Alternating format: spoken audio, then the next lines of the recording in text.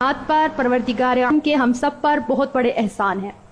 लेकिन इन एहसानात में से सबसे बड़ा एहसान है कि अल्लाह ताला ने हम सबको अपने नबी का उम्मती बनाया। फिर उम्मती बनाने के बाद अल्लाह ने हमको तौहीद जैसी दौलत से नवाजा। इस दुनिया में अगर मेरे और आपके पास ईमान की दौलत नहीं तो हम लोगों से ज्यादा बदबख्त इस दुनिया में कोई नहीं। अकीदा तौहीद बहुत बड़ी दौलत है और हम अकीदा तौहीद से इतना प्यार करते हैं, इस कदर प्यार करते हैं कि अपनी औलाद को अकीदा तौहीद हम गुट्टी में पिलाते हैं। हमारे बच्चे हों या बच्चियां हों, हम सारी जिंदगी इनको अकीदा तौहीद सिखाते सिखाते लगा देते हैं और यही हमारी जिंदगी की सारी जमा पूंजी होती है। लेकिन हमारे बुजुर्गों से, हमारे वालिदैन से सुस्ती और कोताही उस वक्त आकर के जिंदगी के उस मोड़ पर हो जाती है कि जब हम अपनी बच्चियों के रिश्ते तय करते हैं। इस वक्त हमसे ये बहुत बड़ी सुस्ती होती है कि जिस बच्ची को हम सारी जिंदगी अकीदा तौहीद सिखाते रहे, नबी करीम सल्लल्लाहु अलैहि वसल्लम की इताअत का दर्स देकर बिदअत और रसूमात से बचने की तलकीन करते रहे, जिसको हमने सारी जिंदगी ये सबक सिखाया कि बेटा बेटी हमारे दीन के साथ इन तालीमात का, इन रसूमात का हमारे दीन की तालीमात के साथ कोई भी लेना देना नहीं है। कट जाना, मर जाना, लेकिन अपनी जरूरत के लिए अपने मालिक के हकीकी के साथ किसी को शरीक न करना। बेटा आपका खालिक, मालिक, दाता, मुश्किल कुशा, गौसे आजम, दस्तगीर, हाजत रवा, बिगड़ी बनाने वाला, बेटे देने वाला, बेटियां देने वाला, रोजी रिजक में बरकत देने वाला, कारोबारी मामलात में खुशहाली तंगदस्ती देने वाला, बीमारी से शिफा देने वाला, तेरे दुखों को दूर करने वाला, तेरे दिल की फरियादों को सुनने वाला, तेरे घर को आबाद करने वाला, तेरी खुशी और गम का मालिक सिर्फ और सिर्फ तेरा अल्लाह है।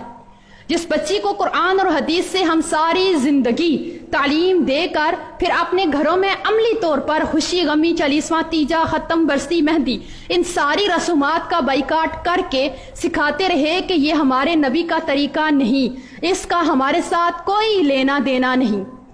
ये बेटी बचपन, लड़कपन, जवानी में यह तरबियत ले करके अपनी जिंदगी में जब आगे बढ़ती रही और सारी जिंदगी कदम ब कदम इसी तरबियत, कुरान और हदीस का ख्याल रखते हुए गुजारती रही। अफसोस के साथ कहना पड़ता है कि जब हम इसी तरबियत में बड़ी हुई लड़की का रिश्ता तय करते हैं तो जहां पर हम सब कुछ लड़के वालों में देखते हैं, वहां हम लड़के वालों के मसलक और अकीदे को नजरअंदाज कर देते हैं। वो कितना ही बड़ा मुशरिक क्यों ना हो,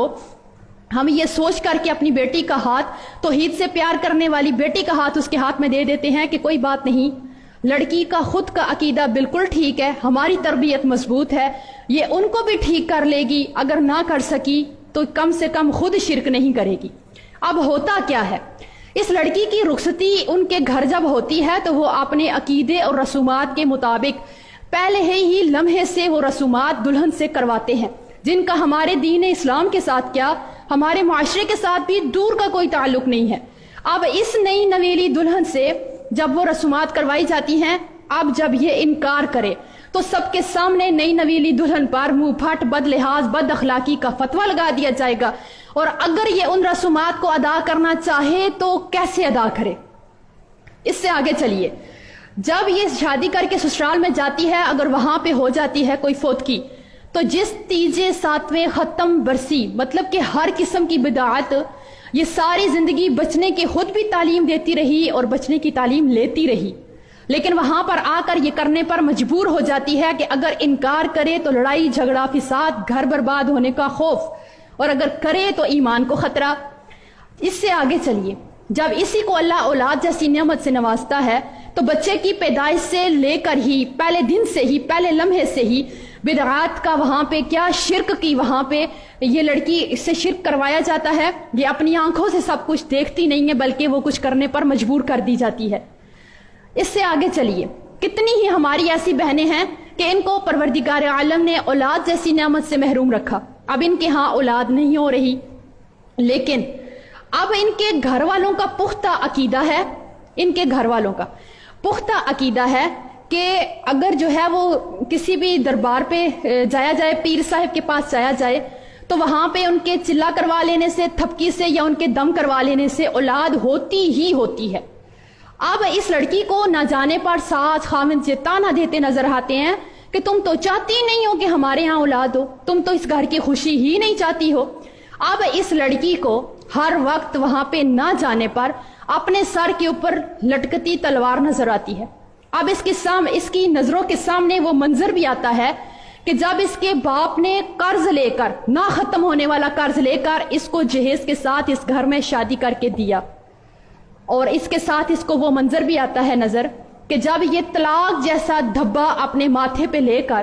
ان دنیا والوں کو کیا منہ دکھائے گی، اس معاشرے میں کیسے ثابت کرے گی کہ وہ بے قصور تھی، اس کا کوئی قصور نہیں تھا، اور دنیا والے اس کو طلاق یافتہ ہونے کی وجہ سے تان و تشنیع کریں گے. جب یہ منظر اس کے سامنے آتے ہیں، وہ لڑکی نہ چاہتے ہوئے اپنے ضمیر کو مار کر کے بھی ان کے ساتھ معصوم شرک کرنے چلی جاتی ہے. اب آپ اس سے اندازہ کیجئے، یقین کیجئے کہ کتنی ہی لڑکیاں ہیں جو یہاں پر روتے ہوئے کال کر کے پوچھتی ہیں کہ ٹیچر ہم لوگ شرک کرنا نہیں چاہتے، ہمارے ہاں اولاد نہیں ہے، لیکن یہ خاوند اور یہ سسرال والے ہمیں مجبور کرتے ہیں. اگر ہم شرک کرنے جاتے ہیں تو ایمان خطرے میں، اور اگر نہیں جاتے تو ہمارے سر کے اوپر ہر وقت طلاق کی تلوار منڈلاتی رہتی ہے. اب آپ بتائیے کہ ہم اپنا گھر بچائیں یا اپنا ایمان بچائیں. اس کے آگے اس سے آگے دیکھیے، ہماری اپنی ایک دوست ہے، مسلک اس کا اہل الحدیث، عالمہ لڑکی، پڑھی لکھی لڑکی، مدرسے سے فارغ، لیکن جب اس کی شادی ایسے ہی گھرانے میں ہو جاتی ہے، اس کو اللہ نے اولاد سے محروم رکھا. وہ لڑکی اپنا گھر بچانے کے لیے کوئی جگہ، کوئی تعویذ، کوئی دھاگا، کوئی مزار، کوئی پیر، کسی قسم کا کوئی عمل، کوئی چلا، کچھ نہیں چھوڑتی، سب کچھ کر کے اپنا گھر بچانے کے لیے سسرال کے کہنے پہ آخر میں جا کے ایک دفعہ وہ ایک پیر صاحب کے سامنے جا کے سجدہ تک کر آتی ہے. سجدہ بھی کر لیا اس نے اپنے گھر کو بچانے کے لیے، لیکن ہوا کیا؟ اللہ نے تو پھر بھی اولاد نہ دی، اس لڑکی کو طلاق ہو گئی. اب آپ خود سوچئے، اس لڑکی کو، پڑھی لکھی لڑکی کو اس سجدہ کروانے تک مجبور کرنے میں کس کا ہاتھ ہے؟ کس نے اس کو مجبور کیا کہ وہ ایمان کی دولت سے بھی ہاتھ دھو بیٹھی، اپنا گھر بھی اجاڑ بیٹھی؟ لیکن اس کو مجبور کس نے کیا؟ یہ حالات پیدا کرتا کون ہے؟ تو اس لیے